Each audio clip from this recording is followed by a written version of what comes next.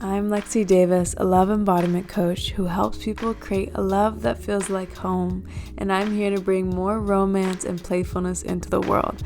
I'm also an international retreat host, vibe curator, and human connector. I serve people through my business, Alive to Enjoy, and this podcast where I invite guests from around the world to sprinkle their wisdom and expand your perspective so you can create the deepest love you possibly can reach in this lifetime. I also want you to live the most joyous life, whatever that looks like to you, and I hope that this slice of the internet brings you lots of smiles and helps you keep your heart open. Thank you for choosing Heart Snuggles to be in your ears each week, and I'm so glad you're here with me.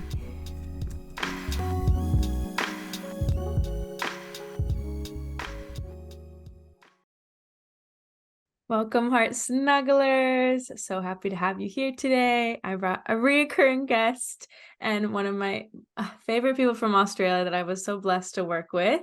And she is full of wisdom and just beauty and such an incredible human being. So go ahead, Dee, and let them know a little bit about you. Thank you, Lexi. Well, I think you're an incredible human being, and I was blessed to meet you all those years ago. You know, I've been a psychologist for 33 years, and 8 to 10 years ago, I converted more over to coach and became a couples coach. Then I upscaled with my own way, no other training with it, to be a couples master coach. And what I did with that was define, if you like, key pivot points in relationships where they break down on the basis of things people are not aware of, that they don't know. So there's like the secrets. So that's why what I'm talking about today, shall I say it or will you say it, is the disapproval effect, or the effect of disapproval. And it absolutely permeates every relationship. And some survive it, you can't thrive with it. I'm so excited to dive into it. I think this is going to be a really important topic that a lot of people need to know about. And I'd like to start with my two podcast questions, which is, what is the last random act of kindness someone did for you? For the first one. Last random, I have got one actually.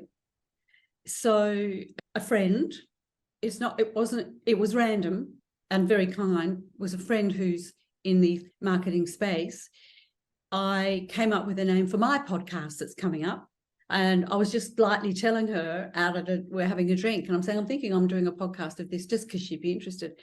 Well, she wrote, it's called Nothing's Perfect, by the way, and it's all about relationships. Nothing's perfect. And then she came up with a tagline on the spot, but the act of kindness was huge. She went home on a Saturday night at midnight and wrote a 5-page summary of the whole promotional blurb, of all the features in it, of how it was amazing. And I woke up to that on Sunday morning. So to me, massive kindness. That is so sweet and thoughtful. And you can tell that, she really felt your vision and she wanted to help activate that. So that's so cool. She set out the steps to activate it. She's doing them at, after midnight on a Saturday night. Good. That's lovely. Yeah. That's such a good story. I love that one so much. And the second question is, what would you tell your younger self about relationships or sex that you wish you knew? Oh, this could be a sensitive one. Not for me so much, but for the audience. What did I wish I knew? Well, let's go relationships. That I was enough, I was good enough, which is the whole thing we talk about all the time, as same as everybody goes through. That I grew up with shame, so that the shame didn't need to be there. And then that played out through sexually, through everything, shame base, which I now don't have, but it took me 50 years to get rid of it. The shame is so deep, and it's like, I think one of the hardest emotions to move through, because it is, it's like thick and yucky and yeah. I wish, if only, I wonder how that would change if every child like deeply knew that, I think that'd be so powerful. So yes. Or if they could even recognize it, because as a child, we don't even know it's shame. Exactly. Yeah, we have no idea. So thanks for sharing that. And now let's dive into this disapproval effect, because I think it is so potent and magical. Yes. Do you want to ask me, or will I go into it? Yeah, go ahead. Just lead the way. Okay, well, it's a really good lead in to start with shame, because we feel shame because we are rejected. And rejection starts when it starts in our lives, for so many of us as little children. And we don't realize it comes from disapproval. And with little children, it can be the disapproval of anything that they don't even know it's disapproval, and they might fight back. They get rejected, though. They are rejected, they feel rejected, shame comes in.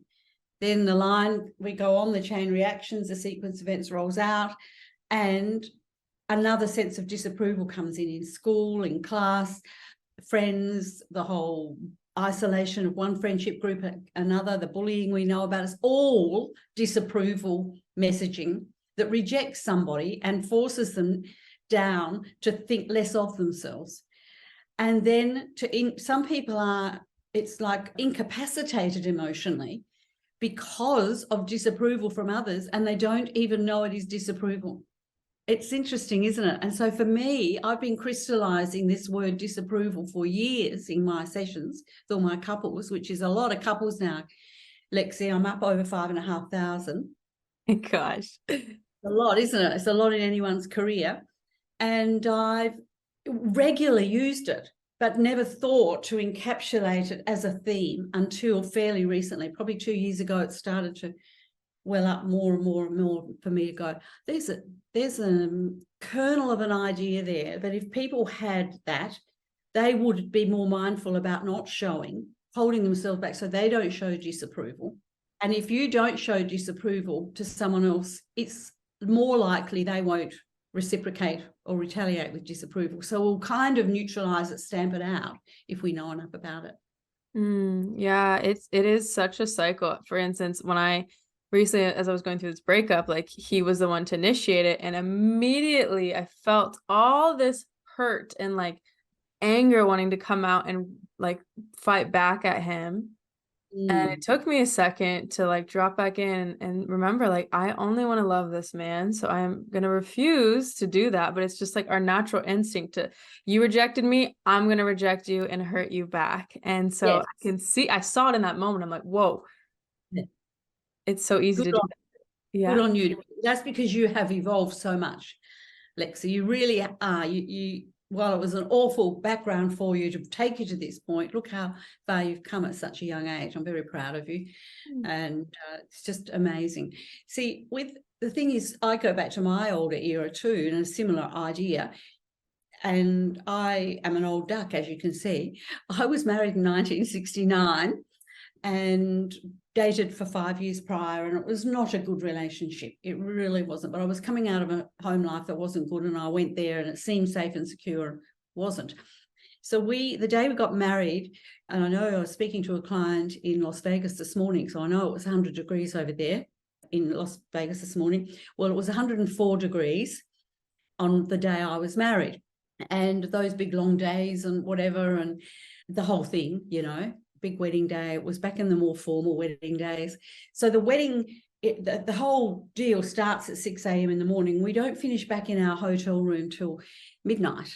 And all the stuff you know about with weddings. Well, I was absolutely exhausted. The heat, we had air conditioning, but not like these days. And also we were inside and outside a lot. So we were melting most of the day. So we get back in there, and typical guy, he wants the wedding night sex, all right? So he's demanding it. He's pushing me, shoving me. Horrible on my wedding night. And I ended up going into the bathroom. I thought I'll have a cool shower and get myself better. And then while I'm in there, he's bashing down the door, coming in, yelling and screaming at me. Oh, I should never have married you. This is the worst day of my life. This is no wedding day. This is not what wedding, that. So I get myself out of there shaking, come back out, and he's pushing me around, like not real domestic violence like we know about it now, but very, very close. And I fell on the floor, crumpled in a corner like this, and just cried while he stood over me. And of course, that became the story of the marriage. I should never have married you. And it was rejection. It was absolute, wasn't it? Disapproval. You should have been, you should. That's what shoulds are all about. Shouldiisms are all about disapproval or approval, and the other flip side. So yeah, that's the beginning of it. Go back that far. Wow, that is crazy. And it's so hurtful that it is so intense because in that moment you felt how you just didn't want that, but you were afraid to have your own needs, knowing that there would be a repercussion. And then there you are, it's becoming a reality, and you're literally being shamed so much that you have to curl up so small. And then it's just, yeah, the whole story of the relationship. So, how is someone supposed to move through that when you're afraid to speak up because you know it won't be reciprocated? Yeah, how are they supposed to? Well, at that moment, there is absolutely no point in trying to move through it. Okay, other than if you're overwhelmed to the point that tears and pulling back is the only thing you can do, well, that's what you have to do. I mean, really, there's no real guidance in the moment for that degree of crisis. To me, that's crisis there. That was a crisis. It wasn't ordinary that somebody's saying, I shouldn't have married you, in my face, you know, you're this, you're that. I always knew this and that and the other about you. Always. The thing was to do as best I could to soothe and settle it for the night, which was going to end up in bed. So I had to go through that. But then the next day I just felt disgusting all day, and it didn't stop. So then I started to be able to, young as I was, 19, able to say more peacemaking things around the disapproval side of it, saying, so how else, you know, if I'm affected by the heat, I'm affected by the heat. What did you really want me to do? Make you my hero. See, so that didn't work. That was sarcastic in his view. That caused, we went off on a honeymoon, and he was yelling at me on the plane, to the point where the staff came and told him they were going to turn around and take us back, even in that day and age, in a little tiny plane. He was so outraged by it, but there wasn't a way with somebody like that, who has turned out to be a coercive controller in the way we actually really know it. So it's an extreme case. So not a really good answer for that. But let's say we had a milder one with somebody more reasonable. The way to do it would be to say, so how would you feel better about this? Is ask a question. How would this help you feel better about it? What can I say or do that's not going to be something like submitting your whole self to a whatever thing? Yeah. But if it's a conversation, it will be a question. How would you feel better about it? You know, so same old thing, like disapproval usually starts when couples start living together, and it's usually that one's tidier than the other. It's how the towels, it's all about domestic logistics. Where are the towels in the bathroom left? How often does the washing get? Do we wash after one wear, or all those things? That's actually where the disapproval starts. Then it flows to, you talk too much. I was talking to them and you talked over the top of me. See, so disapproval once it starts. So the thing is to nip it in the bud as soon as anybody can by asking a question, saying, how would it be better for you? That sounds a pathetic question, but it actually works, because often the person giving the disapproval out can't even say how it would be better. They haven't got a way to answer it. That's so interesting. Yeah. So then they go, oh, right. How would it be better for me? You be neater then. Or you, and then I say, so what could you do differently that will make it better for us? So I teach a lot of questioning like that. It's not easy. And even a podcast like this is going to bring people's awareness to it, but to shape something like this, to do it without somebody coaching them, it's extremely difficult. Especially in the moment too. It's like I've had many experiences where I know something, but then in that moment when you're feeling those emotions, your nervous system is dysregulated, it's hard to like come up with those questions and to stay grounded and to have that awareness. But I do think those questions we ask are the most important thing, like, because it's creating less of a defense, like, you know, right? Because I think that's another big thing. What happens during these conflict moments is how to speak without creating defensiveness in them. Yeah. So they don't feel attacked or criticized. Or it's how to speak without criticism or an echo of it. And it's not easy. And so when I coach my clients, couples, I give them 2 or 3 little short phrases to buy time while they get themselves grounded in the spot. So that's it. So because you are in the emotional moment and you're trying to think quickly through and you're feeling criticized, attacked, you want to defend. And so if we say something along the lines of, oh, okay, then I hear that. Oh, okay, I can see where you're coming from. Doesn't mean you agree. They're simple things, but if you've got them sitting there, back of your mind, to flow out quickly, that will bring a little space to bring the heat down. And for the other person might say, oh, I didn't mean it to sound like that. Or can you see what I mean? Then we're having a conversation. We're not criticizing. You know, that's perfect world, of course. No one's getting perfect world. But if we get 70, 80%, it's a lot better than the other end.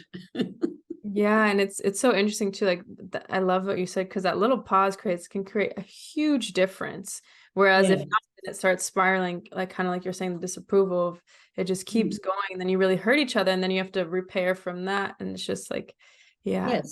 Yes. And I have a classic example on one, which is somebody being late all the time. All right, I regularly have to deal with it.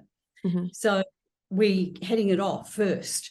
So if we've got a function we're going to, and we've got to be ready by whatever, 7 o'clock or something, it's to somebody, the one wanting to stick to time will probably say something that makes the other person feel bad. Like, well, you do know we're driving out of here at 7 o'clock. You know that. What time you'll be home? Instead of, how early do you think you could get here so we can get out on time? Hear the difference? What a difference. Mm-hmm. Now, when you do it enough, and this is what the real core of all this is when you get used to that communication style, it's more automatic. People's defensiveness and the sense of attack or criticism isn't there as much. We're not as reactive. And we might even ask the same question, or we might even volunteer to say, hey, don't worry I'll be home well in time. I'll make sure I'm here by 6:30 or whatever. Or what time do we have to be there? Oh, that's right. I'll make sure I am. I won't be late. I promise. And we get that cooperative, collaborative thing happening instead of. It's so beautiful because we often we are expecting the worst out of someone and holding them to what they're not good at when we speak in that way. And that doesn't give them space to grow into who they may want to become, which is someone that's on time. True. Yeah. Somebody who can even think to be on time, because thinking to be on time is a skill. It's not an instinct. People want to say it. I'm sure there are people who are instinctual about always being early, but that probably came from thinking to be on time. It's a thought process. And then we make ourselves stick to it because it's important to us and others around us. But it's one of the biggest conflict points in relationships. Yeah, it's so funny how we're always paired with the opposite. Like there's one person that's on time and one person that's not. And I love how relationships are just like our biggest mirror, and you're constantly being reflected these parts of yourself. And so, yeah, I guess another question kind of along this conflict is, when something comes up that's really tender for the other person and you're also hurt, how do you move through it when you're both feeling that hurt? Yes. Well, I would delay the conversation so that you'll get a chance to settle down. Of course, most people know that but can't do it. So it comes with a question again, and it's a soothing question that says something like, are you okay to keep talking now, or would we be better to talk afterwards? Now, if the person says I'm okay now, that usually brings them down a bit anyway. And then we do this thing I call pre-framing, where we pre-frame and acknowledging it's upsetting for both of you. Okay, so that we've both found it, like you said, the tender point here, or we've hit a nerve here. We have hit. Can we navigate through it now, or do you think we should come back in half an hour? What do you think? And put a soft word in, whatever your pet name is. I always use the generics, babe, huns, but people got all sorts they use. So just whatever it is. One guy calls his wife Bunny. So Bunny, I said to him, say Bunny, because she's quite forceful, and they're constantly in, or not anymore, but they were constantly in a conflict corner where he couldn't get out of it. It didn't matter what he said or did, because she wouldn't let him out of it until he went her way. And that's the beginning of my 90-day programs. And then we shifted over time by showing them how to frame something up. So I would really like you to hear this. How can we set up something so that you'd be prepared to listen? Because everyone says, I don't get heard. I need to be heard. I want to be heard. And they talk louder and louder and get more aggressive. That's not helping. I think that is the most common problem, is not feeling understood. And then you're both not Yeah. feeling understood, and you're both fighting to feel understood, and no one's being understood and heard. Get worse because we keep putting our point of view over, and our point of view is inferring disapproval of the other person's point of view. Mm. See, it comes back to my word, the disapproval word, doesn't it? Yeah, it truly does. And you're separating yourselves instead of remembering. My past lover always reminded me, he's like, we're on the same team, Lexi. And sometimes I would really forget that in those moments. And I feel like we're arguing because in the past, either past relationships or with my family, it was if you don't agree with me, then you're out. So with him, I saw that response coming up in me, and he's like, we're on the same team. It's okay to have a different opinion. And I think Yes. that's really important in relationships, because we have to remember I'm not trying to be right or wrong, No, and we want sometimes we're okay to hear our views not correct, but not to be put down because of it or disapproved not because of it. It's very different to have an different opinion. It's fine, but not when there's the disapproval aspect that comes with it or the put down. Mm-hmm. So how do you navigate that when someone is putting down your opinion?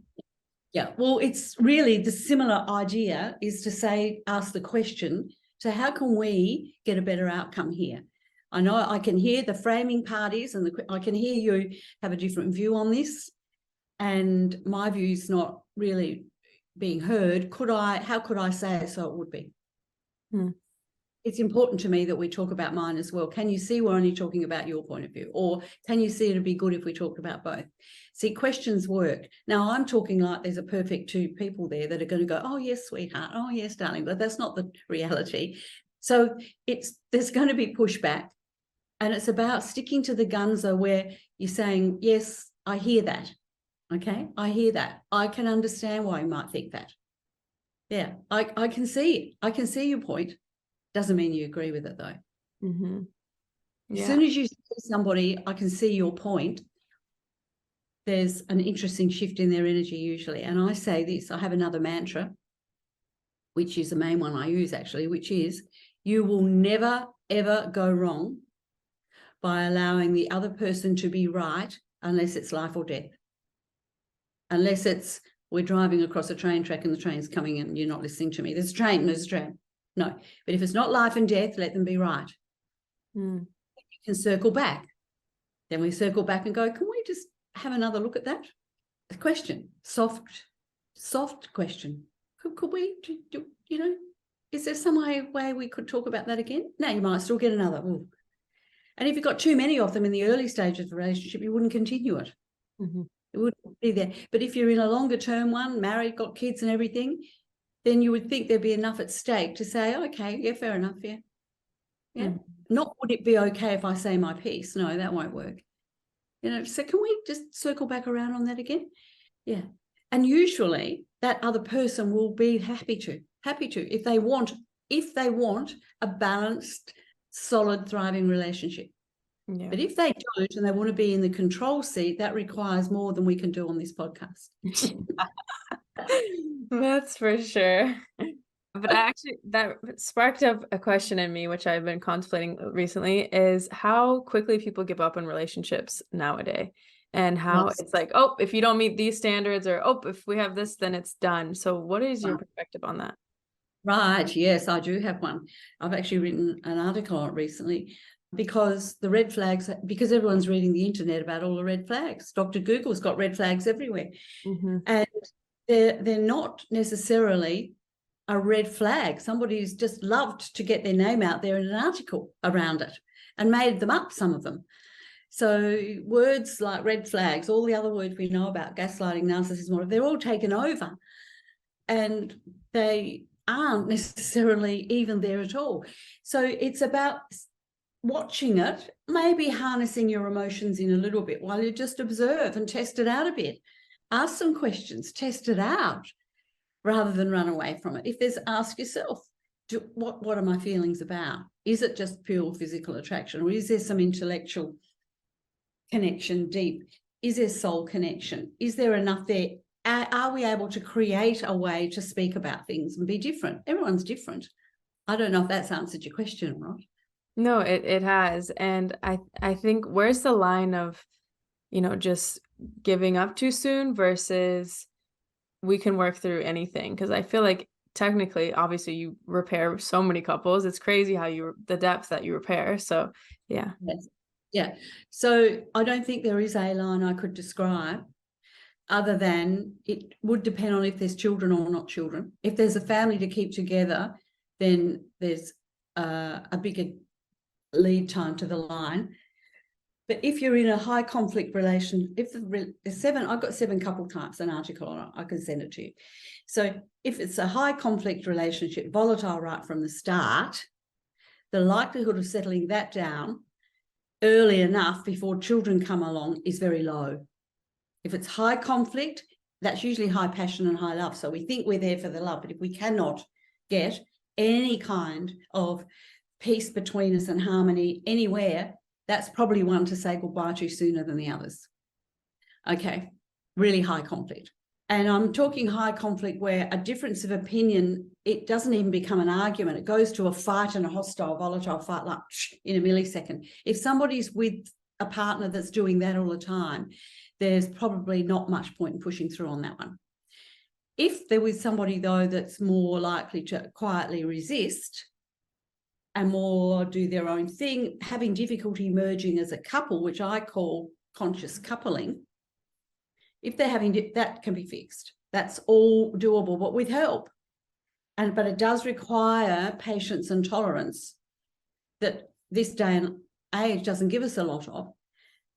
And then when our brains are programmed or maneuvered by all the articles online, well, people go, oh yes, he ticks or she ticks all those boxes, I'm out.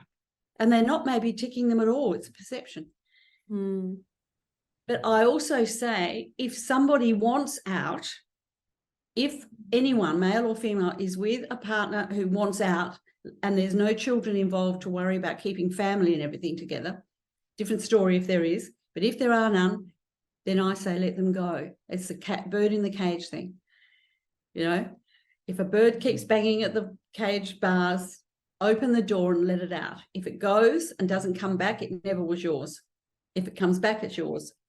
There's the old adage. It's an old story. I don't know if you've ever heard of it.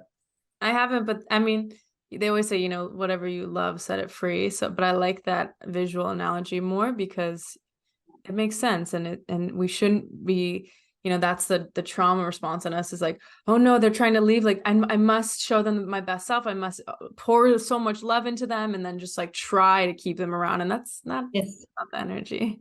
No, you're better to let them go and let it go. Let's set them free. And if they are yours, they go and have a think about it. And because I deal with so much infidelity, and in the beginning, the very hurt partner wants to run. And I say, anti-logic, goes against counterintuitive. I say to the partner that committed the injury, just to let them go. And I'm talking to them, and within days of pulling back like that, the hurt partner's back in again. Yeah, they just need some space to be able to think they've got choices. And I know you work a lot with infidelity, so I'd love to know. I mean, I feel like there's always a reason, right, that people do that. They're not just awful people that commit or that do a crime, that do that. However, how do you know it's worth staying and that it can actually be repaired? Good question. Very good question. Well, firstly, there are some people who are serial cheaters, and I don't deal with them. Firstly, they don't want to be fixed, so they would not be coming into my program. And if somehow, to appease their partner or put some control over their partner, they decide to do an introductory call with me, I can tell that person in the first 10 minutes, and I'm saying I'm booked out, all right? So I don't have to deal with it. So I don't have a lot of information on that, other than I recognise them and I don't want to work with them, and people are not going to be happy with a partner that is. How do you recognize them? How do I recognise them? They don't look at me. They won't look straight. They keep looking away. They're flicking on their phone. They shrug body language, head flicking, almost disrespectful behaviour, almost disapproval of me. Don't want to hear anything I have to say either. It's like, just being a nuisance, like get out of my face kind of thing. So I cut them off quickly. We go on, then I go back to the hurt partner and set up a separate 15-minute session just to soothe it over and give them some feedback. But it hardly ever happens because those serial cheaters, serial offenders aren't really coming on board. They don't want to. They're not going to stop. There's reasons, psychological reasons, that's another whole story. But in general, the ones people I see, it's a one-off, once off, and they made a mess up for whatever reason. There's reasons, sometimes they're lonely in the marriage, sometimes totally disregarded in the marriage. Lots of life circumstances that lead people to feel vulnerable to someone else's attention, to get drawn into it, because that is what happens. And that is when a betrayal happens. And it can happen at a small level, just emotional texting. It can go to the sexting, it can be in the gym flirting, but people are vulnerable when they're not properly or well-roundedly satisfied in their home environment with their whichever male or female partner they've got. And how do you rebuild that trust from that repair? Yeah. Well, we do. We show them. I have a structure I work to. It's called a diamond, and it's got, well, it is a diamond, and it's got all the facets in it that provide a reassuring certainty for the trust to come back.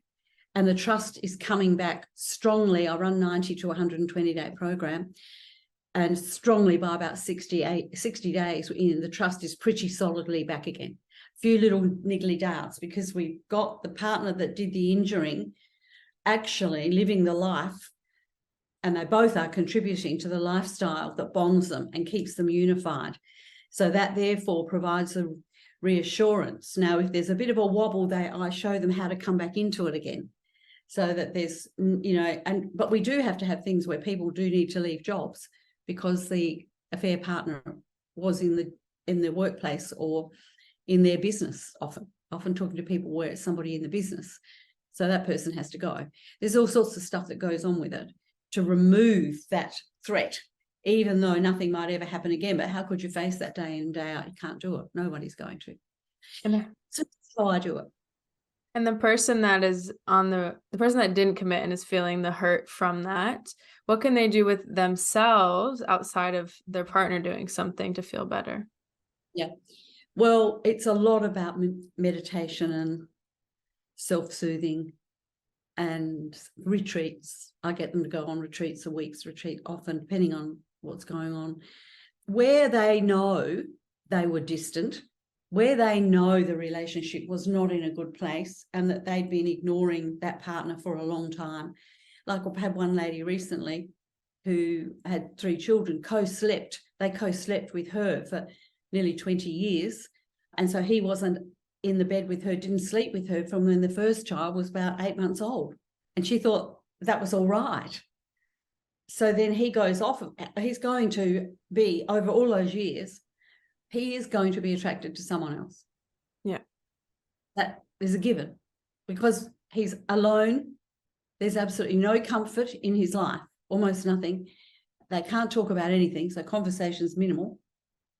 So that's that example. So if there's an easy, obvious thing to see where there's been disconnected and even just friends cohabiting, co-parenting, which is what that was. They weren't even that friendly. So if there's all that there, then it's easy for the hurt partner to come in and not have to do too much. A fair bit, yeah, self-soothing and self-repair. Meditation does a good job. I use an app and I send them a pillow speaker, and that's that if they want to do it at home, and then I've got other options. So, but if there was no reason that they know about and they can't put to it, well, that's a big job of settling that person down. So I do a lot of that. So I run individual and joint sessions to settle that down and daily calls, support calls through until we get that settled. And even still, when it does settle down, there will usually be something fairly sizable where some emotional neglect was present, even if it doesn't come out in the beginning. Yeah, I fully feel that. I think we all can take responsibility in some way, even if we weren't the one doing the act. And Yes. That's what's most important, because to think that you're not at all involved in it, yes, can't be. I mean, obviously you might have not had a big part, but yeah. Well, that's right. Well, the partner that did the injuring has made bad choice. Yes. if they're frozen out for long enough, they're more likely to they're less likely to control the choice, the decision making. Yeah. Yeah, they're questioning, are we even a couple? Where do I fit in? And where I don't need too many words said to some kind ear that's listening to feel drawn there. Do you want to be a part of an extraordinary trip of a lifetime where you'll be surrounded by open-minded, fun, and inspiring humans from around the world? You'll be in a space that is so safe you can express all of you, not have to hide or hold back the tears or the weird accents you love to do. The amount of unconditional love you will feel will make you feel unstoppable. You'll be in a tropical paradise surrounded by beauty in the Balinese jungle. Every day you'll eat delicious, healthy meals cooked by a local chef, and instead of cleaning up after, you'll head to the glass sauna and relax. You love growing and are ready to leap into the unknown and connect deeper to your spirituality. At the end of the week, you'll leave feeling like the weight of the world has been lifted off your shoulders. You'll be smiling ear to ear and feel as light as a feather. I will take care of all of your needs for a week at the all-inclusive Alive to Enjoy retreat this December 2nd through 10th. You can book a call with me, Lexi, at alivetoenjoy.com/retreats. And I swear this will be hands down the best way to end 2023. All genders are welcome and all people who are here to make this world a better and brighter place. Yeah. I think that's really beautiful that you help couples with that, because I think they don't always have to end just because of a cheating incident, and like a big mishap we can repair. Amazing what people repair from in my world. I can't. Sometimes I think, I can't see this one repairing. And I will say there's no guarantee, and they pay the full fee up front. So there's no guarantee, no refunds or anything. But I'm telling you, you're around the 50 to 60% that I think is going to do well. So if you want to take the risk, and they'll often say to me, well, what other choice? Where else can we go? They haven't got another one. Mm-hmm. So they take the choice, and over 90% repair well and sustainably so, and I check in up to 2 years later. Wow. So that's very high. But there is a bias in who comes into it too. Over 90% of them want to repair. There's the other 8-9% who are maybe uncertain and maybe struggle through for a while. And the ones that don't repair are always tied up with alcohol and drugs, and either some sort of abuse or violence that's not repairable. I would love to hear a crazy story that you've witnessed and helped in one of your couples. You want a crazy one? I'll tell you the most crazy one I had through lockdowns. I'm going to tell you, I won't tell you the states. It's in the United States, but I won't tell you from where to where. So I had a surgeon contact me, and on the first session, he's on his phone in his car in tears. Only just met me, has booked a call on the scheduler, and he said, I'm in a mess, absolute mess. I've had an affair with my theatre nurse.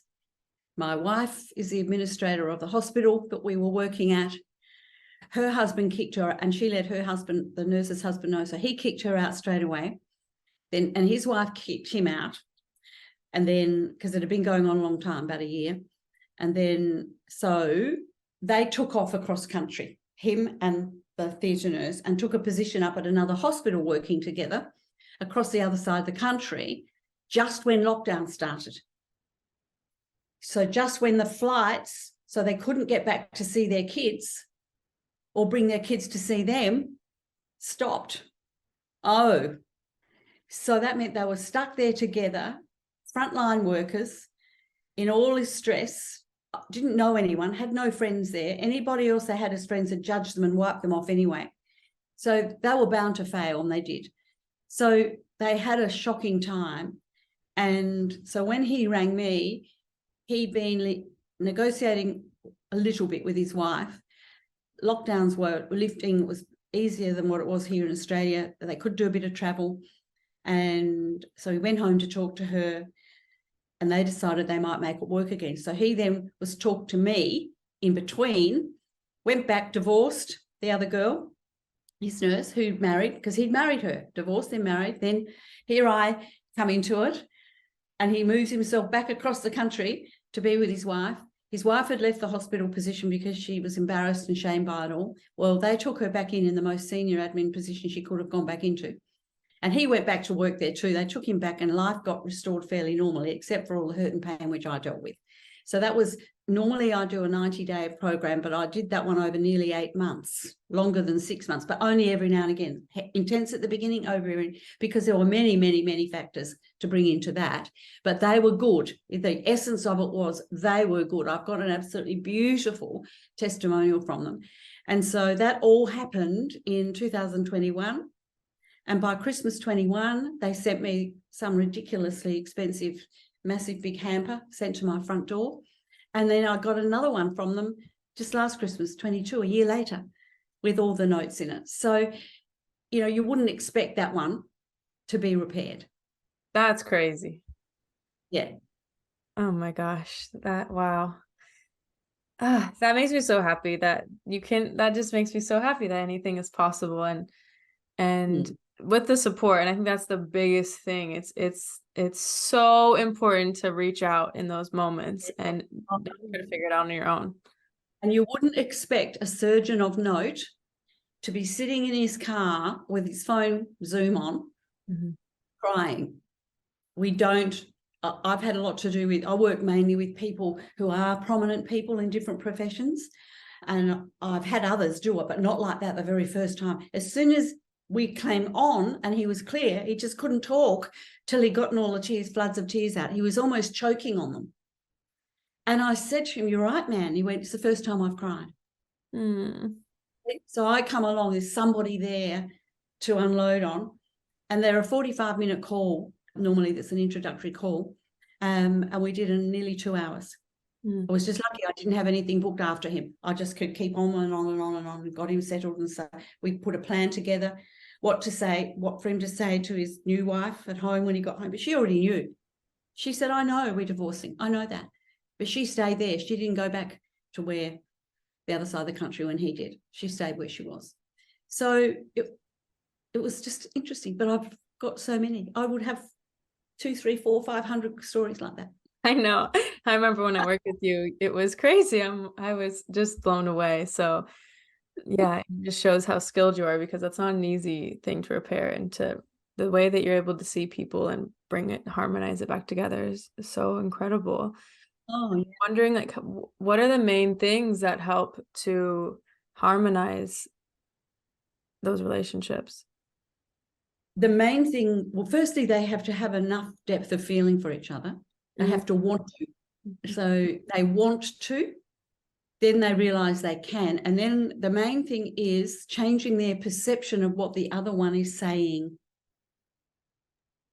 Yeah, that's huge. Interpretation, because we hear this or we hear that.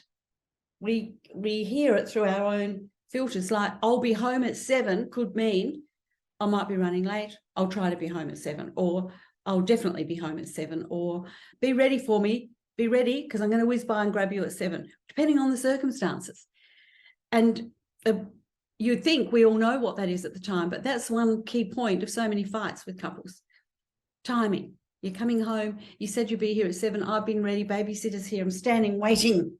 Well, I got caught on the whatever, the freeway, the whatever. I got caught. There was this, there was that, there's things. Yeah, but why didn't you text me? See? So, all right. Okay, no, I left late. Why didn't you text me? Because I knew I'd get slammed for it. That brings me into this next question I wanted to say, is that safety piece of, I feel like we're not creating safety, especially honestly for men in particular. They have a very big lack of safety in relationships. And so how can we provide a space that is actually safe? And yeah, I'll just let you start with there. No, that's a good one. You can go on with it. I was just gonna, yeah, no, go ahead. Go and say what you're going to say. For instance, for my example with my ex, when he was vulnerable with me, it would hurt to hear sometimes, and I would take it personally. And then he would say, "I don't feel safe sharing with you now because of how you're responding." But I didn't know how to not feel how I was feeling. So yeah, the whole thing. Yeah, I get it. As it goes round, chain reaction.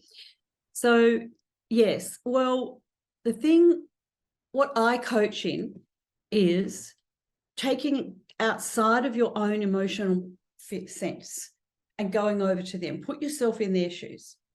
It's not easy. That's why I take as long as I do to coach in it. Takes a really big shift to think, what is he or she really telling me? Okay. And if they're being vulnerable, saying something, they maybe don't want it to come along as a criticism or a disapproval or whatever. They're just saying, this part's not working. What can we do about it? But the person in your shoes or whoever hurts goes, it's not working, something wrong with me. Oh, I've been there before. This is reminding me I'm being judged. I'm not good enough. You go in here. And then you only have to have that come across their face and they don't feel safe. No, and you're right, it's men. Men do not know men are on the receiving end of the majority of criticism in couples. Okay, the majority by a long way. Of disapproval, the majority. They don't do this. They don't. One I use all the time is glass on sink, right? A woman usually will come out. He's had a drink and put a glass down on the sink instead of straight in the dishwasher. She wants immaculatum countertop. And that's the new wave of everywhere. No one can have anything out of place. Glass on sink, tone, whatever. So that's a criticism. So, and I will say to the guys, if it comes up in conversation, why don't you put it in the dishwasher? I'm interested to know. I'm not criticizing you. I just wonder why. Are you resisting, rebelling against that disapproval or that what you think is too restrictive and too much pressure on you to have this immaculate countertop? Oh, yeah, they'll all say, yes, they are. Okay, pretty well all will. In the beginning, they might fob me off and say, oh, well, I just didn't think about it. But I say, well, you must have had that said thousands of times. I think you've thought about it. Yeah. And they go, yeah, I have thought about it a lot. Because why should I? They'll say, why should I? Why can't I have the home the way I want to? Or a part of the home? Mm-hmm. See? So, but they have no voice to have emotional safety. They don't get the voice. So there is a gender difference. And whoever's listening to this probably it's polarizing. Some people aren't going to agree with me on it. But there's a gender difference. Men are not as capable of verbalizing this, and they're much more likely to hit a sting point just to point something out when they really think they're on a personal enough, deep enough soul level they could say it. Then they realize, oh, no, that's hurtful. So they just don't think like it. They don't say that to each other either. As guys to guys don't speak like that. They never get deep and meaningful with each other because they don't know how to. Mm. So it's a long lifetime ahead of reshaping boys to men, to be able to say what they want to say. Yeah. And it goes right. Yeah. And I was talking to some guy friends about it because, it happens in all these relationships where they will finally, after like lots and thought, because men do not speak right away. They definitely take their time. And then when they do, it's the disapproval from the woman. Like, okay, they finally are voicing their needs, and then the disapproval. So is there anything that we can do to help this? Well, it's a space really, not so much a do. Mm. Some do. I think we're going to run out of time, but I'll just give you this other example, because sometimes there's a solution, sometimes there isn't. Okay. So let's go with this other example, which was a dentist, who's believed that the toothbrushes on the electric charger could not go down off the counter in the cupboard until they're dry. So, which meant they sat there all day. So she got very upset to come home, the kids were the same. They had 4 kids. So kids got their toothbrushes, and he got annoyed at her too, but too bad, that's her toothbrush. So she came home to their ensuite, the main bathroom, toothbrushes in the thing. So he was always constantly in strife for it. It was like the biggest thing. So on the one, we had just started with them, and I said to him, so is there anywhere else you could put the toothbrush, your toothbrush? I didn't know about the kids at that stage. He went, what do you mean? I said, well, let's go for a solution first. Where would it be out of the way where it's not seen to mess up the beautiful bathroom, glamorous bathroom countertops? He went, oh, has a look, picks up his computer, walks through the house with it to show me. We go in to, do you call it the washroom or the laundry? Anyway, in there, there's this huge bench around the corner. He said, oh, I've got PowerPoints here. I could put them here. I said, what's them? He said, well, the kids too. That's annoying everybody too. I went, right. I said, so you're going to clean your teeth and then go in there, get the toothbrushes, come out here, clean your teeth, take the toothbrushes back and put them on there. He said, yes. So he sits and looks at me and you can see thought process going. He goes, actually, we could all clean our teeth in there, in the laundry. So there was a solution. I know that's a bit pathetic. It saved massive amounts of grief. And she couldn't see any of it because it's tucked around the corner on this bench. No, and he didn't tell her. And it took her about a week to say, what happened to all the toothbrushes? Because guess why? Guess why? Because she didn't do the laundry, he did. She never went into the washroom. So she didn't ever know to go in and look around there. He did it. He looked after it all. That's an example. So what can you do? Keep the conversation going kindly and softly. Mm-hmm. Yeah, I love that. I love that you always use the soft question and soft communication, because that's where we're really receptive and we can actually make the change. And yes. And even though that example seems so silly, like when you're in a relationship, you understand, because there's always going to be something silly like that happening that's causing ridiculous amounts of conflict for no reason.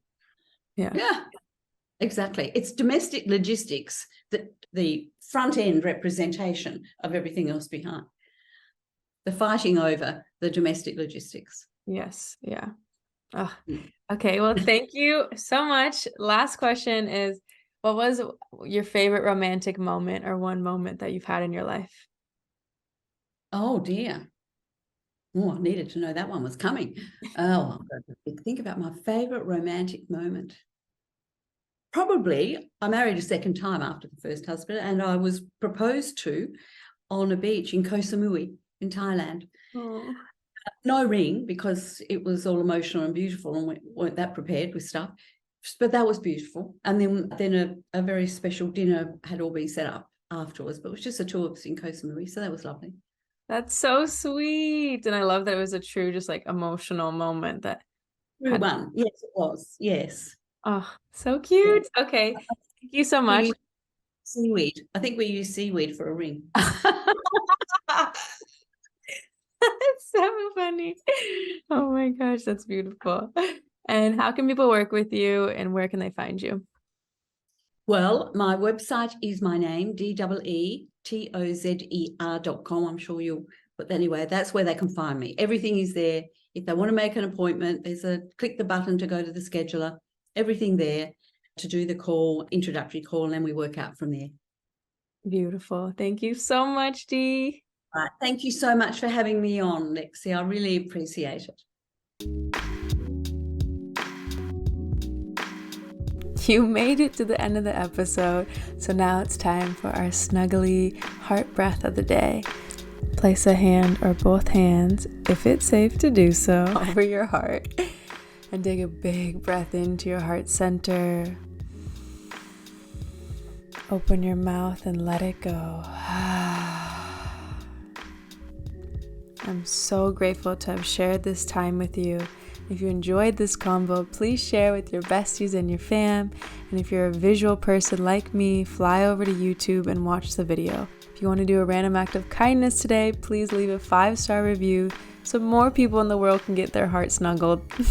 You're helping tremendously when you do this, so thank you so much. And as a gift for doing so, I'll give you my Soften Your Heart Medi that feels like an exhale and a hug from within. When you leave a review and email me the screenshot to heartsnuggles@alivetoenjoy.com, you can also find the email in the show notes and you'll get the free meditation. Sending you the warmest, comfiest hug and lots of unexpected blessings your way. Remember that every single person just wants to be loved. So how can you be loved today?